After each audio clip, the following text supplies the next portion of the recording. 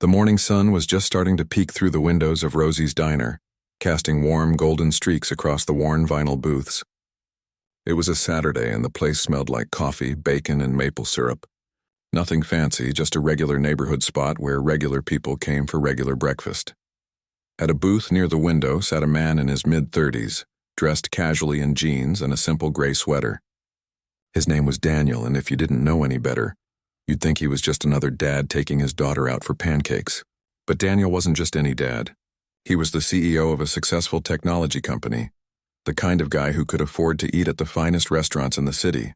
Yet here he was at Rosie's diner, with his 6-year-old daughter Sophie sitting across from him, swinging her legs under the table because they didn't quite reach the floor yet. Sophie had her father's dark hair, but her late mother's bright, curious eyes. Those eyes took in everything around her, always watching, always wondering. Daniel loved that about her. In a world where he was constantly surrounded by people who only saw dollar signs and business opportunities, Sophie reminded him what really mattered. "Can I get chocolate chip pancakes, Daddy?" Sophie asked, her small hands folded on the table like she was presenting a business proposal. Daniel couldn't help but smile. "You had chocolate chip pancakes last week, sweetheart. How about blueberry this time?" Sophie wrinkled her nose, considering this carefully. "Okay, but can I have extra syrup?" "Deal," Daniel said, reaching across to tap her nose gently with his finger. She giggled, and the sound made something warm spread through his chest. These Saturday morning breakfasts were sacred to him. No phones, no emails, no board meetings. Just him and his little girl. The waitress, an older woman named Betty who'd been working at Rosie's for probably 20 years, came over with her notepad. She knew them by now, always greeted Sophie with a wink and called her Sweet Pea. "The usual for you, Mr. Daniel?" Betty asked. "Yes, please. And Sophie will have the blueberry pancakes with extra syrup." "Coming right up." "Honey," Betty said, ruffling Sophie's hair before heading back to the kitchen.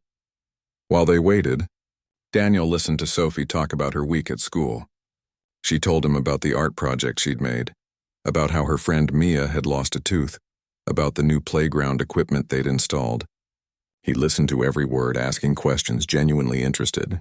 This was the part of his life that made everything else worthwhile. But then Sophie stopped mid-sentence.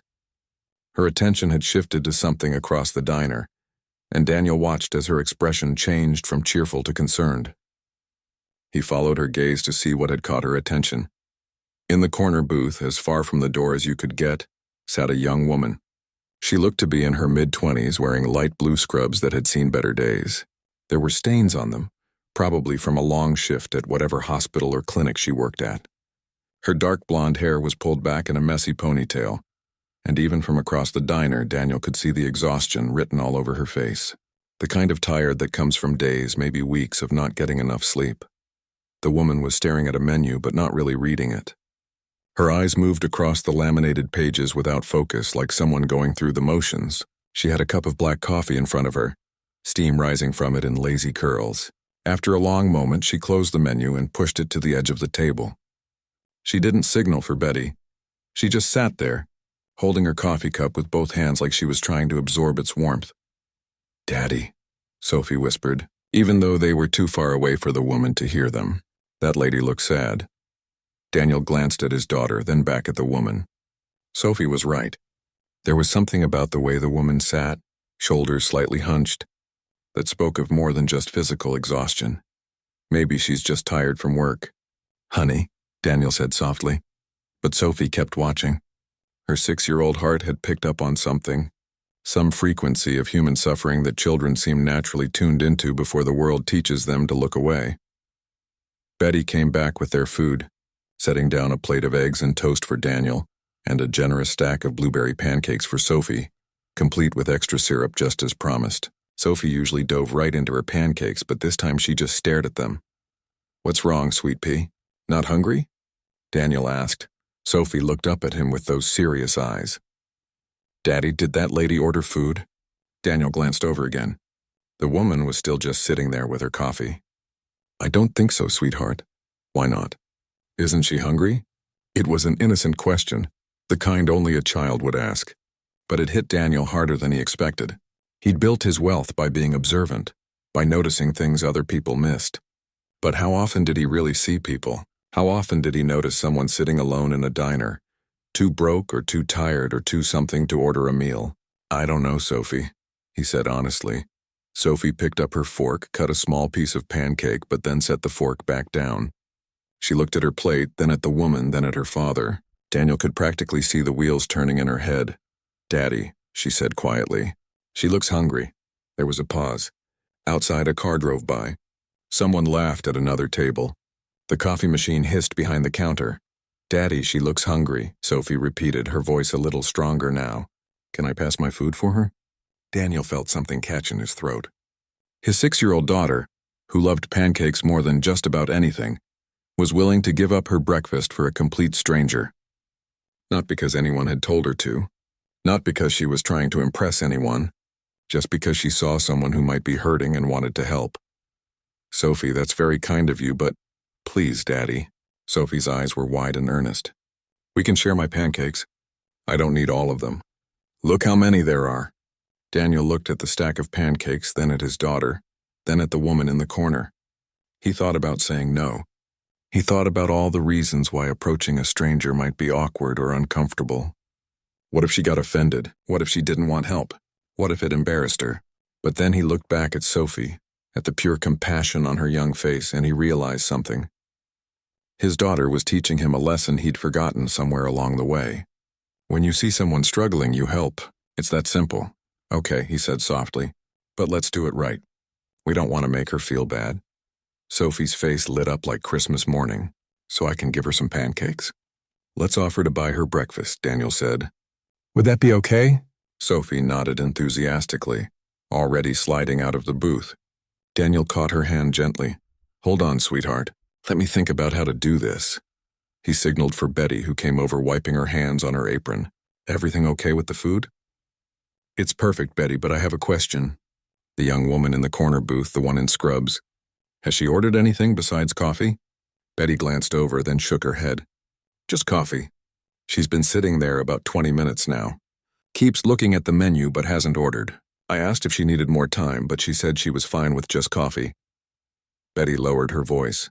To be honest, I think she might be counting her money. I've seen it before. People come in wanting breakfast but realizing they can't quite afford it. Daniel's heart sank a little. Betty confirmed what Sophie had somehow sensed. Could you make up another order of pancakes and eggs, maybe some bacon, and bring it to her table? Tell her it's taken care of. Betty's expression softened. That's real nice of you. I'll do that. Wait, Sophie said, tugging on her father's sleeve. Can I take my pancakes to her, please? Daniel looked at his daughter, then at Betty, who smiled. Why don't you compromise? Betty suggested. The little one can walk over with you, and you can talk to her together. I'll bring a fresh plate of food over afterward. That seemed to satisfy Sophie. Daniel stood up, taking his daughter's hand. His heart was beating a little faster than normal.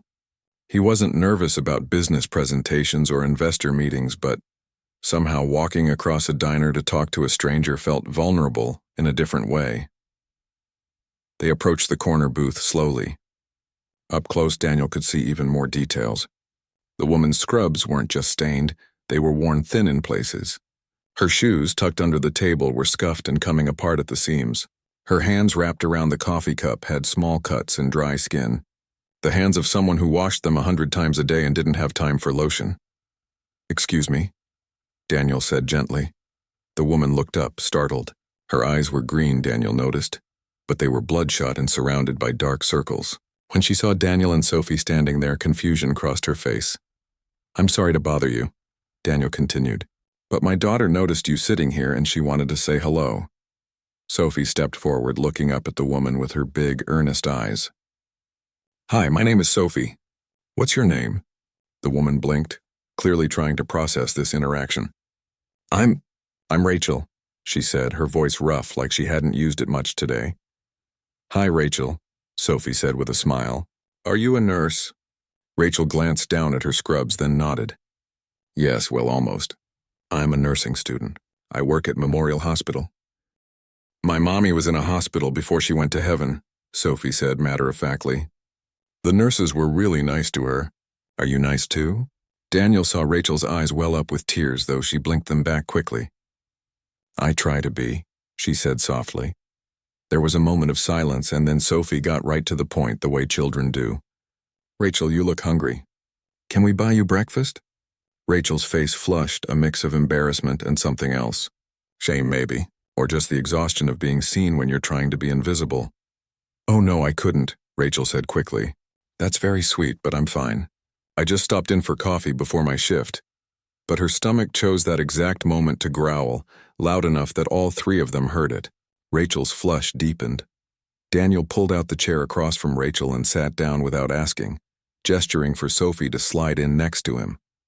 It was a bold move, but something told him that giving Rachel an easy out would mean she'd leave hungry. "Listen," Daniel said gently, "I know we're strangers, and I know this might feel weird, but my daughter saw you sitting here and her heart told her you needed breakfast, and I've learned to trust her heart." He smiled. "She's usually right about these things. So would you please let us buy you a meal? Not because we feel sorry for you, but because sometimes we all need a little help, and today we're in a position to give it." Rachel looked between Daniel and Sophie, her eyes shining with unshed tears. Her hands were shaking slightly around her coffee cup.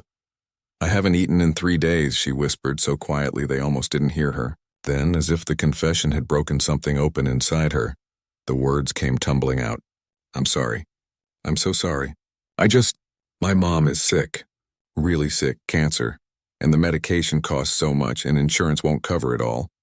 And I'm in school and working, but it's never enough. And I thought I could just have coffee and make it through my shift, but I'm so tired and so hungry and She stopped, covering her face with her hands, shoulders shaking with silent sobs. Sophie didn't hesitate. She slipped out of the booth and walked around to Rachel's side, climbing up onto the bench seat next to her. Without a word, she wrapped her small arms around Rachel as much as she could reach. "It's okay," Sophie said, patting Rachel's arm. "My daddy can help. He's really good at helping people." Daniel felt his throat tighten. He caught Betty's eye across the diner and nodded. She understood immediately, heading to the kitchen to put in an order. "Rachel," Daniel said quietly, "first things first. Let's get some food in you. Then we can talk about everything else, okay?" Rachel lifted her head, tears streaming down her face, and nodded. In that moment, surrounded by the sounds of a busy diner on a Saturday morning, something shifted.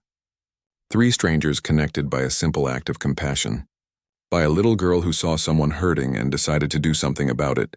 Sophie stayed sitting next to Rachel, chattering away about her pancakes in school and her favorite books, giving Rachel time to compose herself. Daniel watched his daughter work her magic. That natural warmth and acceptance that made people feel safe. When Betty brought over a full breakfast spread, eggs and pancakes and bacon and toast, Rachel stared at it like she couldn't quite believe it was real. Her hands trembled as she picked up the fork. "Thank you," she whispered, looking at Daniel and then at Sophie. "You have no idea what this means," Sophie beamed. "You're welcome. Now eat up." Nurses need lots of energy to help people feel better. As Rachel took her first bite, closing her eyes like it was the best thing she'd ever tasted, Daniel made a decision. This wasn't going to be just a free breakfast. Something about this young woman, her determination despite her circumstances, her dedication to both her mother and her calling, resonated with him. He didn't know it yet. But that decision would change all their lives in ways none of them could imagine. But for now, in this moment, it was simply about kindness. About a little girl who saw someone in need and asked if she could help. About a father who said yes.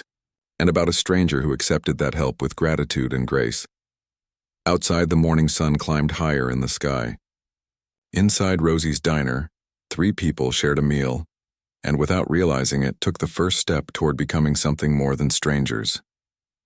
They took the first step toward becoming family. The week after that Saturday morning at Rosie's diner felt longer than usual for Daniel. He tried to focus on work, sitting through board meetings and reviewing quarterly reports. But his mind kept drifting back to the young woman in scrubs. Rachel. The way her hands had shaken when she picked up that fork. The way she'd closed her eyes with that first bite like she was saying a prayer of thanks. The way she'd hugged Sophie goodbye before rushing off to her shift at the hospital. Sophie talked about Rachel constantly. At dinner, while brushing her teeth during their bedtime story ritual, "Daddy, do you think Rachel is eating enough now?" she'd ask. Or, "Daddy, do you think Rachel's mommy is feeling better?" Daniel didn't have answers. But he found himself wondering the same things. By Tuesday, Sophie had made a decision. She announced it at breakfast while eating her cereal, stating it like it was the most obvious thing in the world. "We should go back to Rosie's on Saturday. Maybe Rachel will be there." Daniel looked up from his coffee. Sweetheart, Rachel was probably just there that one time. She might go to different places. Sophie shook her head firmly. She said she stops there sometimes before her weekend shifts. "Remember? Saturday is the weekend. We should bring extra food just in case." And that was how Daniel found himself, the following Saturday morning, parking outside Rosie's diner again. Sophie had insisted they come early, and she'd even asked their housekeeper, Mrs. Chen, to help her pack some granola bars and fruit in a little bag. "For Rachel," she'd explained seriously, "in case she gets hungry later." The morning crowd was lighter this time. Betty spotted them as soon as they walked in and gave them a knowing smile. Well, back again? Your usual booth?" "Yes, please," Daniel said, holding Sophie's hand as they walked to their regular spot by the window. They ordered their food, and Sophie kept her eyes glued to the door.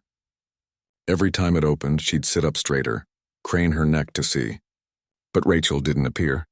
Not when their food arrived. Not when they were halfway through their meal. Sophie's shoulders drooped a little more with each passing minute. "It's okay, honey," Daniel said gently. "Maybe she has a different schedule this week." "But I wanted to give her the snacks," Sophie said, looking down at the small bag sitting next to her on the booth seat. Daniel's heart ached. He reached across and squeezed his daughter's hand. "That was very thoughtful of you. Maybe we can—" The door chimed. They both looked up. It was Rachel. She looked just as exhausted as before, maybe even more so. Same scrubs, though these ones were darker blue. Same worn shoes. Same messy ponytail. But when she saw Sophie waving enthusiastically from the booth, her tired face broke into a genuine smile. Rachel walked over to their table, and Daniel could see she was holding herself carefully, like someone who was still embarrassed about what had happened the week before. "Hi," Rachel said softly. "I wasn't sure if I'd see you again.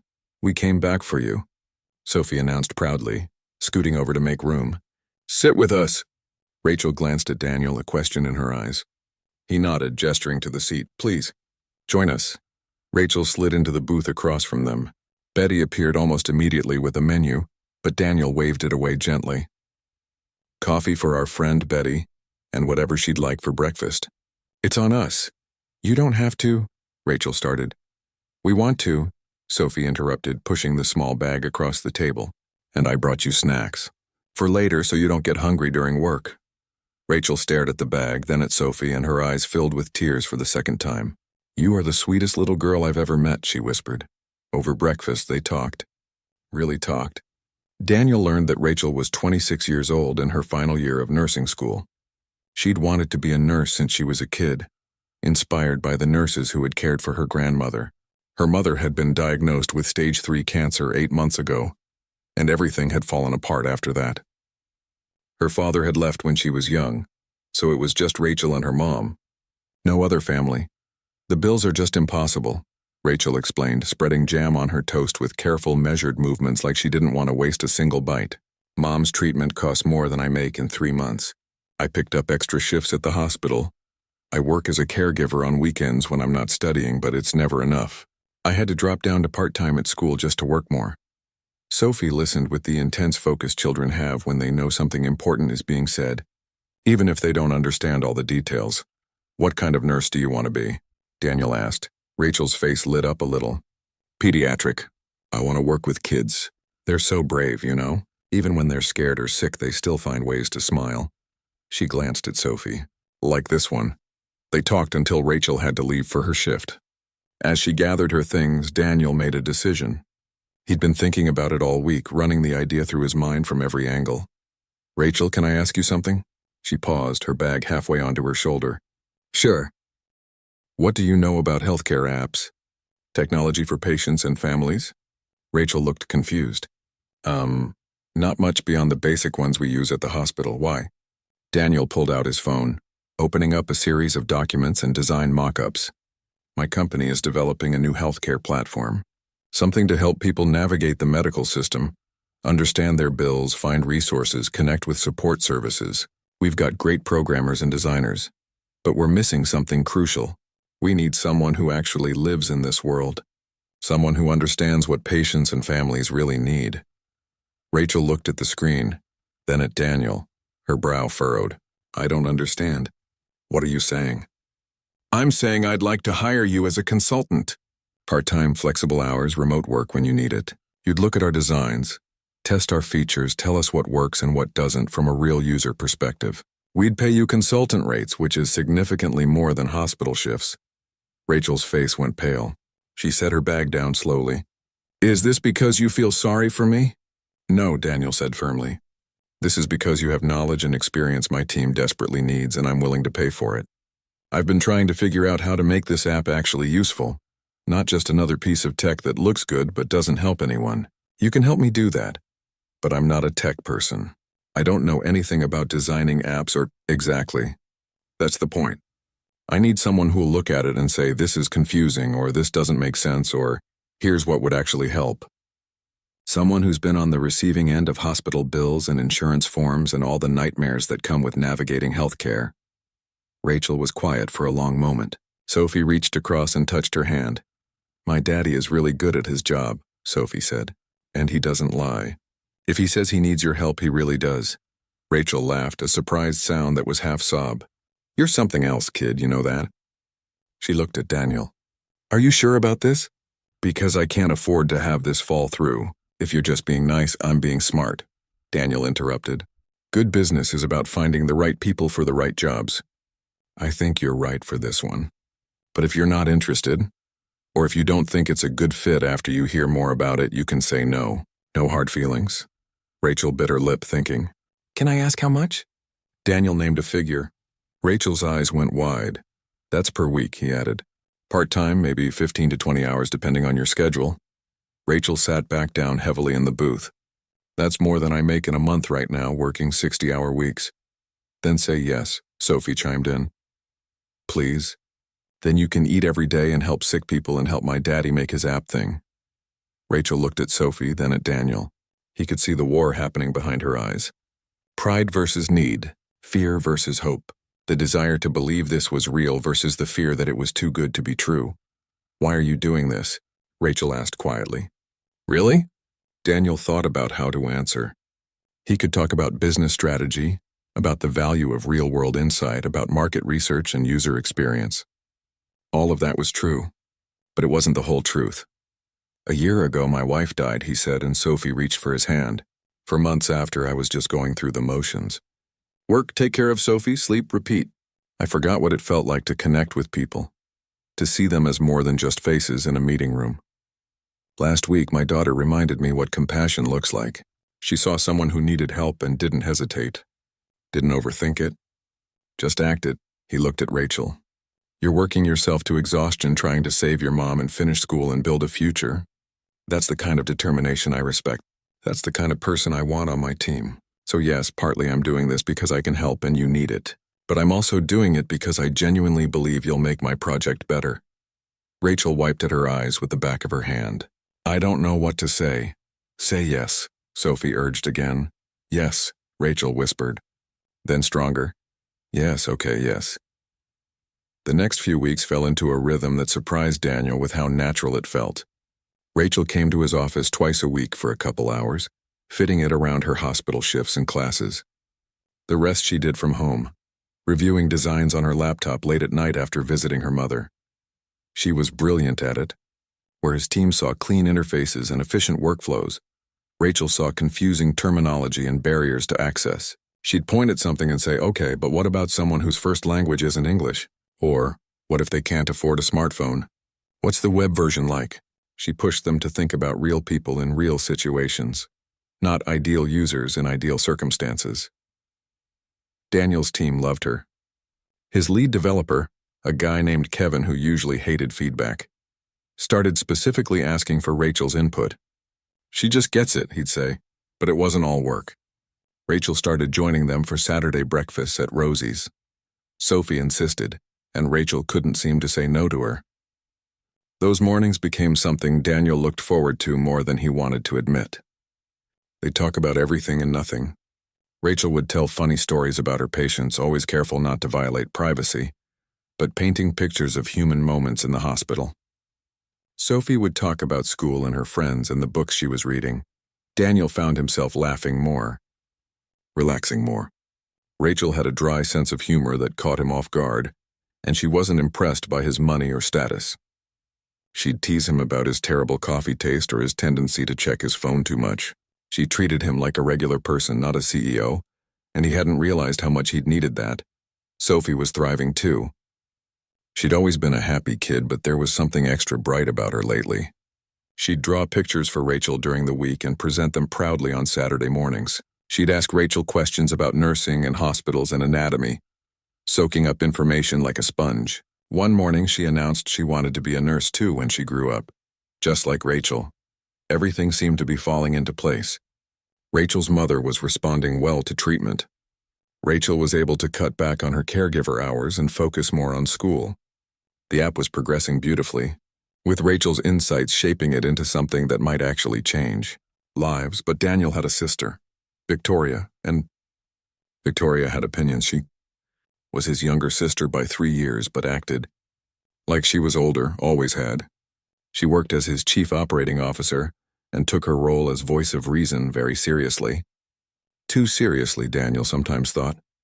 Victoria cornered him in his office on a Thursday afternoon, closing the door behind her with a firmness that meant trouble.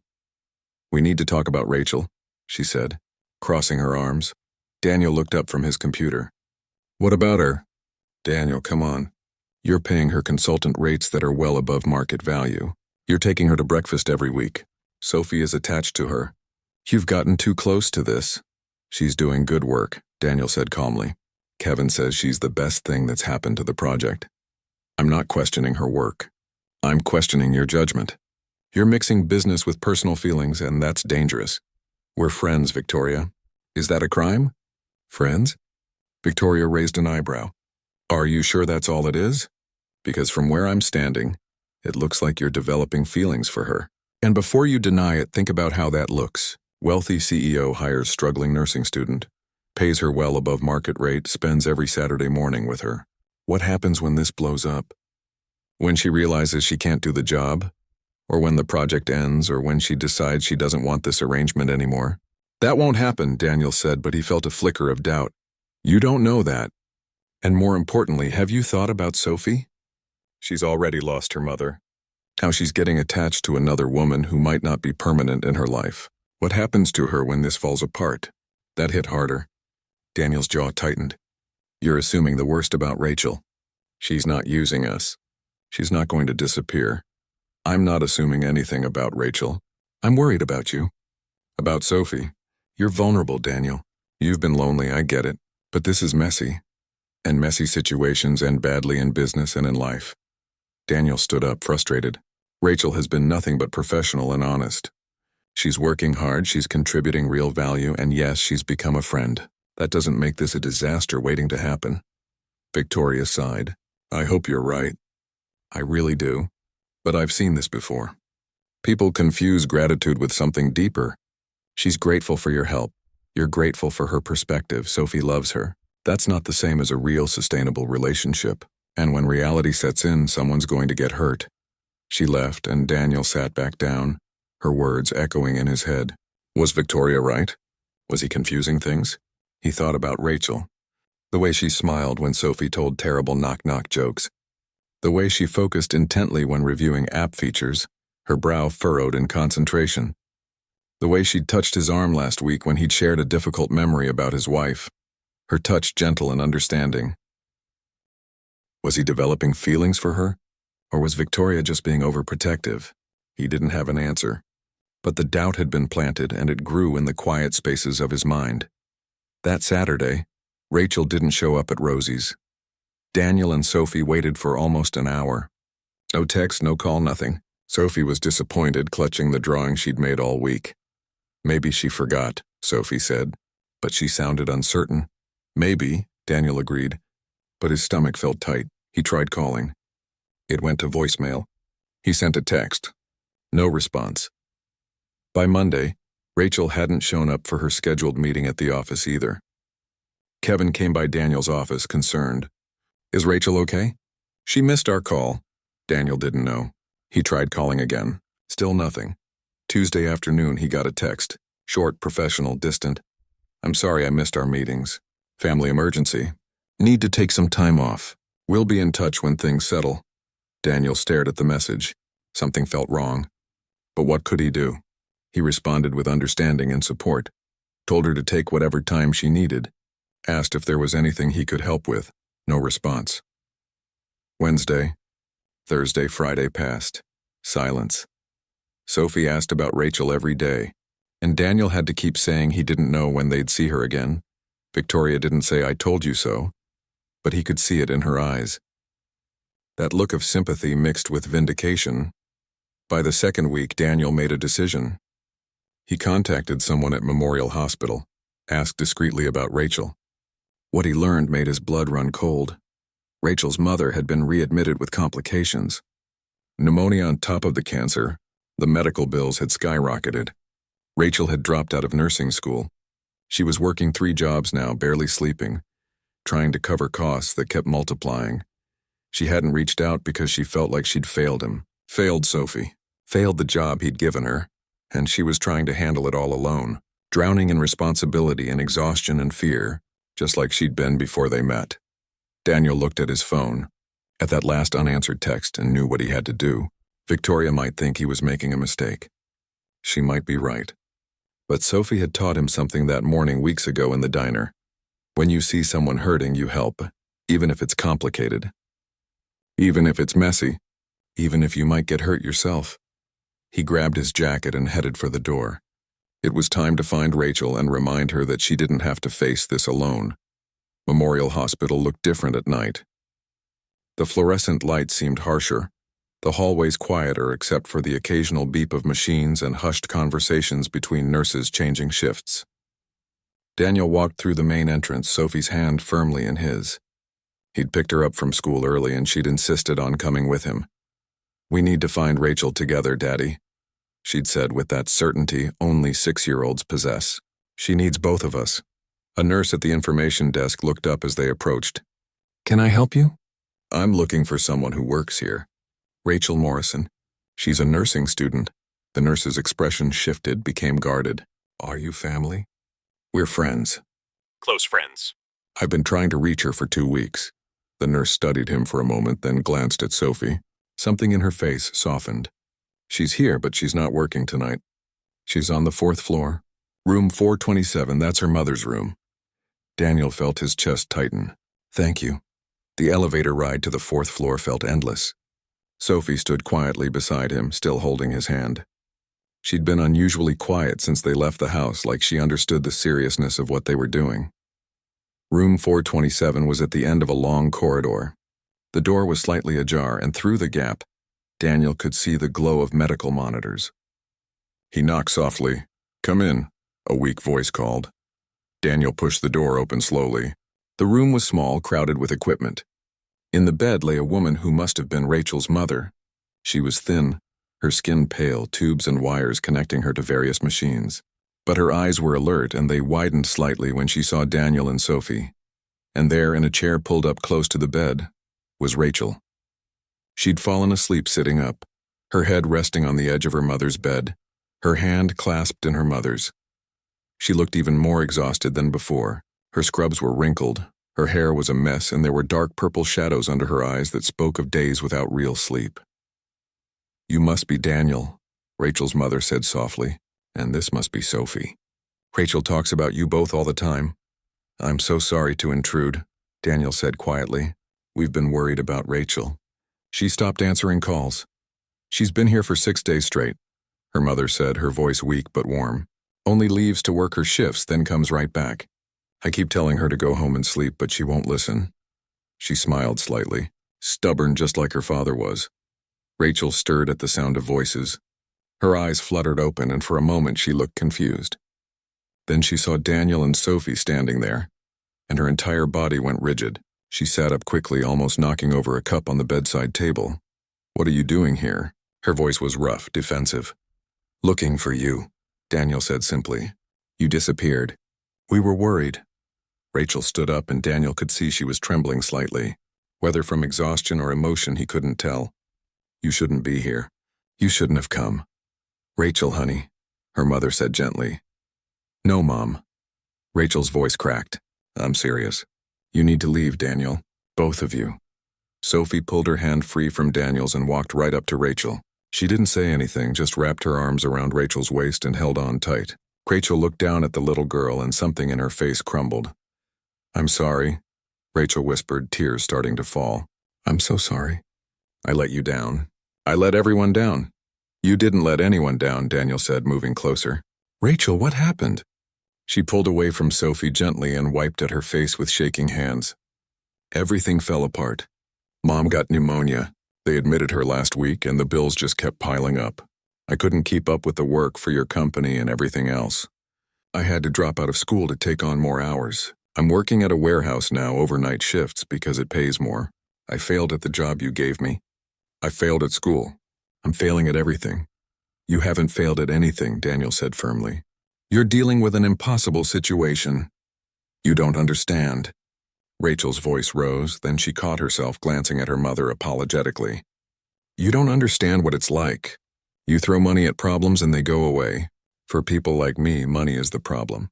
Every single day is about choosing between food or medicine, between rent or doctor's bills, between school or survival. And I chose survival, which means I lost everything else. Daniel absorbed her words, the pain and frustration behind them. He'd known intellectually about financial struggle, but Rachel was right. He'd never lived it, never had to make those impossible choices. You're right, he said quietly. I don't fully understand, but I understand that you're drowning and you're too proud to ask for help. It's not pride, Rachel shot back. It's reality. You gave me a chance and I couldn't follow through. That's on me. And I'm not going to stand here and take more charity when I can't even do the job you hired me for. Rachel, her mother said, her voice gentle but firm. Baby, stop. Mom, please. Not now. Yes, now. Despite her obvious weakness, Rachel's mother's voice carried authority. Sit down, all of you. Let me tell my daughter something she needs to hear. Rachel sat on the edge of the bed. Daniel took the chair, pulling Sophie onto his lap. The room fell quiet except for the steady beep of the heart monitor. Rachel, do you remember what I told you when you were little? When your father left and money got tight? Rachel nodded, not meeting her mother's eyes.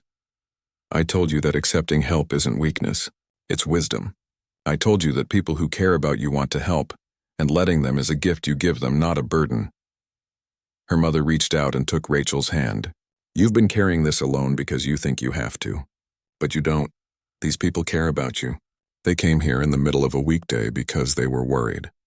That's not charity, sweetheart. That's family. But I don't have anything to give back, Rachel whispered. You already gave it, Sophie piped up. Everyone looked at her. You helped make Daddy's app better. And you made me happy because you're nice and you tell good stories and you don't treat me like a baby. And you made Daddy smile more. He didn't smile as much before you. Daniel felt heat rise to his face, but he didn't contradict Sophie. She was right. Rachel looked at Daniel, really looked at him, and he could see the war happening behind her eyes. I can't pay you back. Whatever help you're about to offer, I can't pay it back. I'm not asking you to, Daniel said. Rachel, I'm going to be very direct because I think that's what you need right now. I'm going to pay your mother's medical bills. No. Rachel stood up. Absolutely not. Let me finish. I'm going to pay them through the hospital's hardship fund. Anonymously. You won't owe me anything because officially you won't even know it was me. I'm not an idiot, Daniel. I'll know. Fine, then you'll know. But you won't owe me money. What you will do is come back to work when you're ready. Not as a favor, but because we genuinely need you. The app is suffering without your input. Kevin asks about you every day. We're missing deadlines because we can't make decisions without your perspective. I dropped out of school, Rachel said, her voice breaking. I can't go back to that either. Why did you drop out? Because I can't afford it and work enough to pay Mom's bills. What if the bills weren't an issue? Daniel asked. What if you could focus on school? Rachel laughed, a bitter sound. That's not reality. It could be. Daniel leaned forward. Rachel, I'm wealthy. Very wealthy. The amount of money your mother's treatment costs? It's less than what I spend on business lunches in a month. I know that sounds insane to you, and maybe it is. The wealth gap in this country is broken and wrong, and I'm part of the problem. But right now, in this moment, I have resources that can help someone I care about. Let me use them. You care about me? Rachel's voice was small. Sophie answered before Daniel could. We both do. You're our friend. Friends help each other. Rachel's mother squeezed her daughter's hand. Baby, say yes, please. You've been so strong for so long. Let someone be strong for you. Rachel sank back down onto the bed, her shoulders shaking with silent sobs. Sophie climbed down from Daniel's lap and went to her, hugging her again. Daniel stood and moved closer, resting a hand on Rachel's shoulder. I'm scared, Rachel whispered. I'm scared to accept this. What if I can't live up to it? What if I disappoint you? You won't, Daniel said softly. But even if you did, even if you never worked another day on the app, I'd still want to help. Because that's what people do for each other, or at least what they should do. They stayed like that for a long moment, the four of them in that small hospital room. Finally, Rachel lifted her head and looked at Daniel. Okay, she said quietly. Okay. I don't understand why you're doing this. I don't understand how I got this lucky. But okay, Daniel smiled. Good. Now, when was the last time you ate something that wasn't from a vending machine? Rachel actually laughed, though it was watery. I don't remember. Then let's start there. Sophie and I will go get real food for everyone. You stay with your mom. We'll be back in an hour. As they left the hospital and walked to the car, Sophie looked up at her father. Daddy, Aunt Victoria isn't going to like this, is she? Daniel sighed. His daughter was too perceptive. No, she probably won't. But you're doing it anyway? Yes. Because it's the right thing? Because it's the right thing. Sophie nodded, satisfied. Good. Aunt Victoria is smart about business stuff, but you're smart about people stuff. Daniel had to smile at that. When did you get so wise? I was born this way, Sophie said matter-of-factly, making Daniel laugh. They picked up food from a nice restaurant, way more than 4 people could eat, and headed back to the hospital. As they rode the elevator back up to the 4th floor, Daniel felt something settle in his chest. Peace, maybe, or purpose. Victoria was going to have a lot to say about this. His board might have questions. There would be complications, he was sure. But for the first time in a long time, Daniel felt like he was doing something that mattered beyond spreadsheets and profit margins. When they got back to the room, Rachel had washed her face and pulled her hair back properly. She looked a little more like herself. Her mother was sitting up a bit more, looking more alert. They spread the food out on the small table, and for an hour, they just ate and talked like normal people. Rachel told stories about her childhood. Her mother shared embarrassing moments about young Rachel. Sophie talked about school. Daniel found himself relaxing, laughing, feeling present in a way he hadn't in months. At one point, Rachel caught his eye across the small room and mouthed, "Thank you." He nodded, not trusting himself to speak. Before they left, Daniel pulled Rachel aside in the hallway. I'm going to have the hospital contact you tomorrow about the hardship fund covering your mother's bills. Act surprised. Rachel smiled, a real smile this time. I'll try my best. Then her expression turned serious. Daniel, I need to ask you something. Okay. Why are you really doing this? And don't say it's just about being a good person. There's more to it than that. Daniel thought about how to answer. He could deflect, keep things light. But Rachel deserved honesty. My wife died in a hospital, he said quietly. Complications from Sophie's birth. I spent weeks sitting in rooms just like this one, feeling helpless. Watching someone I loved suffer and not being able to do anything about it. When I see you sitting there with your mother, I see myself. And I think about how much I would have given for someone to tell me it was going to be okay, that they'd help carry the weight. He paused. I can't bring my wife back. But I can help you keep your mother. So that's what I'm going to do. Rachel's eyes filled with tears again. I don't know how to thank you. You already did. You came into our lives and reminded me what matters. You reminded Sophie that there are people out there doing hard things every day with grace and courage. That's worth more than you know.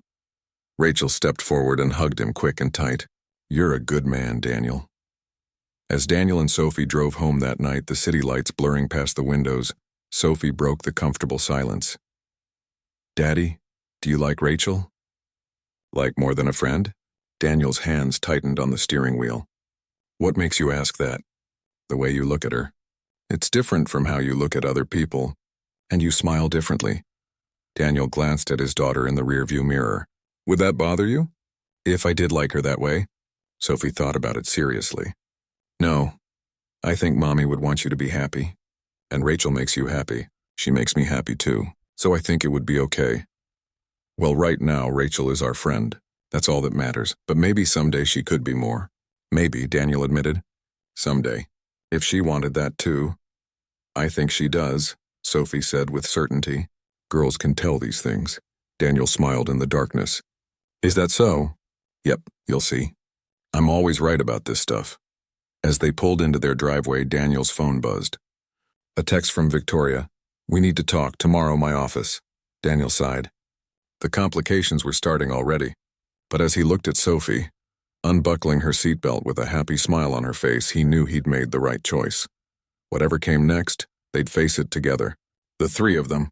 Maybe even four if Rachel's mother recovered. They were building something here. Something that looked a lot like family, even if it didn't fit the traditional mold. And Daniel was finally ready to stop running from that possibility. Victoria's office was on the top floor of the building, with floor-to-ceiling windows that overlooked the city. Daniel had always thought it was too showy, too much about appearance. His own office was smaller, more practical. But Victoria liked people to know she was important the moment they walked through her door. She was standing by the window when Daniel entered, her arms crossed, her posture rigid. She didn't turn around when he closed the door behind him. You paid her mother's medical bills, Victoria said flatly. It wasn't a question. Yes. Through the hospital's hardship fund. Anonymous, except it's not really anonymous because she knows it was you. Yes. Daniel said again. He walked to one of the chairs facing her desk but didn't sit. How did you find out? I'm the COO, Daniel. It's my job to notice when large sums of money move around. I also have friends at Memorial Hospital. She finally turned to face him. Do you have any idea how this looks? I know exactly how it looks. And I don't care. Victoria's jaw tightened. You should care. You're not just some guy helping out a friend. You're a CEO. You have a company, shareholders, a reputation. When the wealthy and powerful start giving large amounts of money to young women they've befriended, people talk, and not kindly. Let them talk, Daniel. Victoria's voice rose, frustrated. This isn't just about gossip. This is about liability, about appearances, about the message you're sending to the entire company. You hired her, you're paying her way above market rates, you're spending personal time with her, and now you're paying her family's medical bills. What happens when someone accuses you of inappropriate behavior? Of using your position to take advantage of someone in a vulnerable situation? Daniel felt anger flash through him. That's not what's happening, and you know it. It doesn't matter what I know. It matters what it looks like. And right now it looks like a textbook case of a wealthy man using his money and power to get close to a younger woman who's financially desperate. Rachel isn't desperate, and I'm not using her. Then what are you doing? Victoria demanded.